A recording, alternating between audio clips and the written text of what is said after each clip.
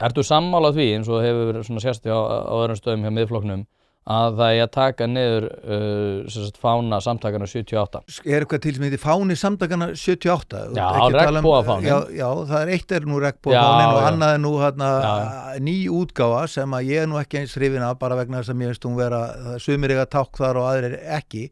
Það sem að transfánun inn í? Já, eða bara og þessi hópur og hinn eiga sína línu en aðrir ekki. Við erum náttúrulega að tala að það eigi að vera umburðarlyndi, en mér finnst margir sem skreita sig með umburðarlyndi sína það mjög vel í umræðum þegar þær fara fram, að þeir hafa bara umburðarlyndi fyrir fólki meðan það hefur nákvæmlega sömu skoðun og það sjálft, sko. Ef þú hefur einhver aðra skoðun, þá ekkert umburðarlyndi. En mér finnst þú nú ekki, framsetningin á þér. Já.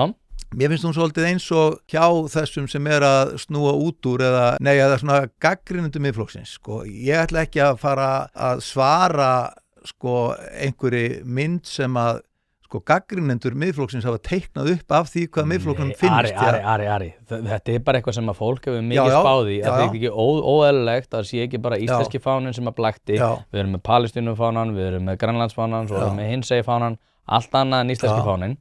Ég til að sé mjög margir bara sammála Miðflokknum það að það sé eitthvað skrítið og bogið við það að fyrir utan Ráðhús Reykjavíkur og fyrir aðrar opinberar stofnanir sé ekki bara íslenski fáninn og það sé ekki alltaf verið einhvern veginn að kæra sig inn í öll deilumálum allt. Já, þarna er komin í annað þegar kemur þarna Ráðhúsinu og fánamálunum, því að ég held að þetta sé bara í fyrsta skipti sem að ég tek umræðu það vegna þess að mér nú ekki einu sinni þótt bara sú umræða þess verð að blanda sér í hana, Ég tel ekki að það sé nein vatnaskil fyrir neinn út í heimi þó að einhver fáni sé dregin að hún yfir Ráðhús Reykjavíkur. En höldum okkur það bara við skólamálin og þann fánu. En að því að mér finnst það bara astnalegt. Það sem eðlilegt við Ráðhús Reykjavíkur eru þetta bara, þú segir, íslenski fáni bara Reykjavíkurborgar og það sem tilfallandi, það eru erlendi gestir eða frá einhverjum samtökum eða hvað annað. En varðandi fána við skóla,